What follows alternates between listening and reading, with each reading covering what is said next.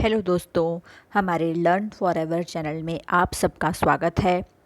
जैसा कि आपको पता है कि हमारे चैनल में केवीएस की प्रिपरेशन कराई जा रही है, जिसमें केवीएस के पीआरटी का ईवीएस सिलेबस के वीडियोस हम अपलोड कर रहे हैं और सिलेबस के अकॉर्डिंग मैंने 6 टॉपिक पहले ही कंप्लीट कर दिए हैं। आप वीडियोस में जाकर उनके नोट्स देख सकते हैं। तो सबसे पहले हम अपना सिलेबस देखते हैं। एनवायरमेंटल साइंस का यह सिलेबस है, जिसमें हमारा पहला topic primary institutions of democracy के 6 से 7 वीडियोस मैंने अपलोड कर दिए हैं।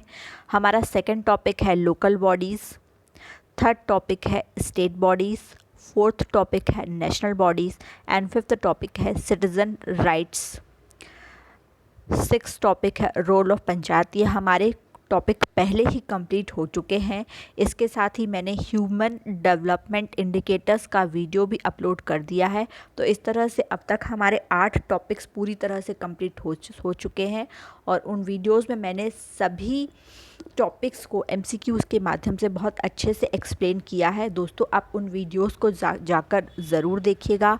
आज हमारा 9th topic population growth in India, distribution, density and growth, sex ratio, rural urban composition, ये पूरा हम आज एक ही वीडियो में कंप्लीट करेंगे। तो इस तरह धीरे धीरे दोस्तों हमारे वीडियो आगे बढ़ते जा रहे हैं। हम अपना टॉपिक्स पूरी तरह से कवर करते जा रहे हैं। एनवायरमेंटल साइंस के बाद हम अपने साइंस के वीडियोस भी अपलोड करेंगे। तो दोस्तों, इसी तरह से हमारे वीडियोस पाने के लिए आप हमारे चैनल को लाइक, शेयर और सब्सक्राइब ज़रूर करिए। तो चलिए दोस्तों, एमसीक्यूज़ के माध्यम से हम स्टार्ट करते हैं आज के क्वेश्चंस।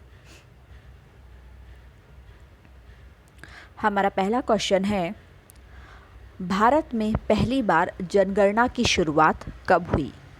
भारत में पहली बार जनगणना की शुरुआत 1872 में हुई थी और ब्रिटिश शासनकाल में चालू हुई थी। और उस समय के जो हमारे सामने ब्रिटिशर्स थे वो थे लॉर्ड मेयो। तो 1872 में पहली बार लॉर्ड मेयो के शासनकाल में भारत में जनगणना चालू हुई। अगला प्रश्न, स्वतंत्र भारत की पहली जनगणना कब शुरू हुई? स्वतंत्र भारत की पहली जनगणना 1951 में स्टार्ट हुई। अगला प्रश्न, जनगणना का कार्य किस मंत्रालय के अधीन है? आंसर है गृह मंत्रालय। अगला प्रश्न, जनगणना कराने की बात किस अनुसूची में की गई है? ये बहुत ही इम्पॉर्टेंट क्वेश्चन है दोस्तों। जनगणना कराने की बात 7वीं अनुसूची में की गई है। वर्तमान में महापंजीयक और जनगणना आयुक्त कौन है? महापंजीयक और जनगणना आयुक्त ही जनगणना से संबंधित संपूर्ण कार्य करवाते हैं। पहले यह चंद्रमौली थे और अभी विवेक जोशी हैं। अगला प्रश्न, पहली बार जातिगत आधारित जनगणना कब हुई? तो पहली बार जातिगत आधारित जनगणना 1931 में हुई थी।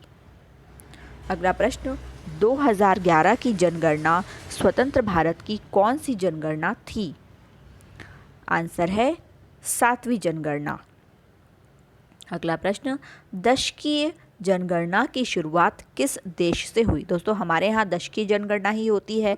तो यह दशकीय जनगणना की शुरुआत किस देश से हुई है?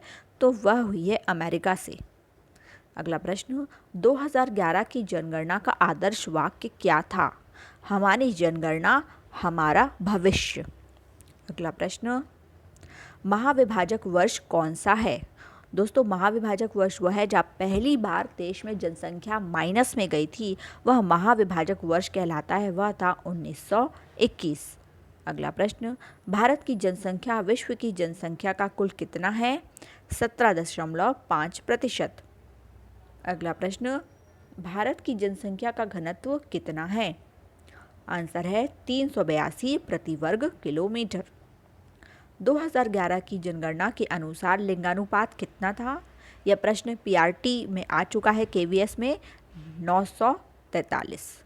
अगला प्रश्न, 2011 की जनगणना के अनुसार दशकीय वृद्धि दर कितनी है? तो 17.7%। अगला प्रश्न, विश्व जनसंख्या दिवस कब मनाया जाता है? तो यह मनाया जाता है 11 जुलाई को। 2011 की जनगणना के अनुसार कुल साक्षरता दर कितनी है? तो 2011 के अनुसार हमारे देश में कुल साक्षरता दर 73% है। 2011 की जनगणना के अनुसार पुरुष साक्षरता और महिला साक्षरता कितनी थी? तो पुरुष साक्षरता थी 80.9 और महिला थी 64.9। अगला प्रश्न, 2011 की जनगणना के अनुसार सर्वाधिक महिला लिंगानुपात कहाँ पर है? आंसर है केरल। जनसंख्या की दृष्टि से भारत के 3 सबसे बड़े राज्य कौन से हैं? उत्तर प्रदेश, महाराष्ट्र और बिहार। अगला प्रश्न, जनसंख्या की दृष्टि से भारत का सबसे छोटा केंद्र शासित प्रदेश कौन सा है? आंसर है लक्षद्वीप। अगला प्रश्न, भारत में जनसंख्या वृद्धि का मुख्य कारण क्या है? तो दोस्तों, भारत में जनसंख्या वृद्धि का मुख्य कारण है मृत्यु दर में कमी। 2001 से 2011 के बीच देश की जनसंख्या वृद्धि दर कितनी थी? 17.7%। भारत की उच्चतम जनसंख्या वृद्धि दर कब थी, यानी सबसे ज़्यादा हाईएस्ट जनसंख्या वृद्धि दर किस दशक में हुई? तो यह थी 61 से 71 में।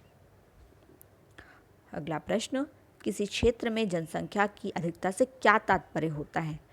तो किसी देश में जनसंख्या की अधिकता से तात्पर्य है कि जनसंख्या और संसाधन दोनों का ही बढ़ना। जनसंख्या घनत्व से क्या तात्पर्य है?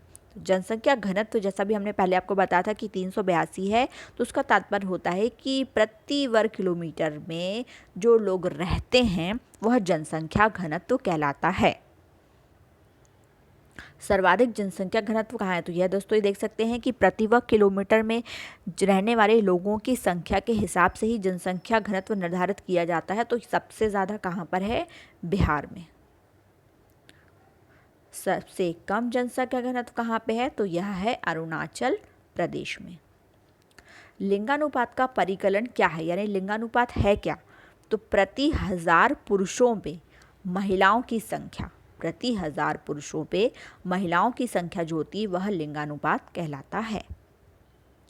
सर्वाधिक कम लिंगानुपात कहाँ है? तो यह है हरियाणा में। और सर्वाधिक हमने अभी देखा था कम लिंगानुपात कहाँ पर है? तो कम लिंगानुपात है हरियाणा में। और सर्वाधिक कहाँ पर है? यह है केरल में।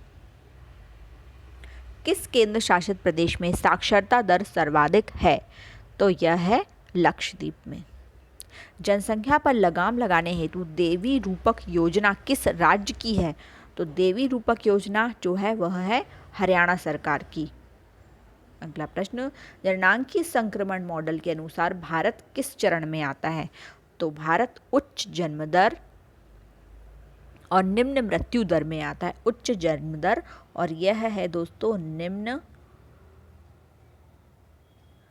मृत्यु दर। निम्न मृत्यु दर।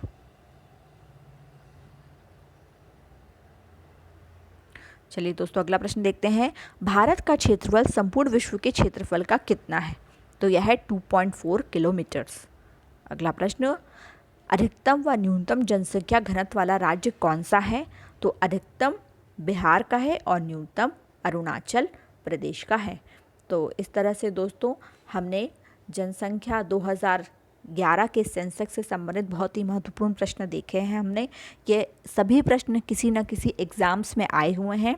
तो आप इन वीडियोस को अच्छे से देखते रहें दोस्तों। आपको अलग से कुछ भी पढ़ने की ज़रूरत नहीं है। हमारे वीडियोस के सभी प्रश्न NCERT के ऊपर बेस्ड है और साथ ही प्रीवियस एग्ज़ाम्स में आए हुए क्वेश्चन मैंने अपने वीडियोस में अपलोड किए हैं।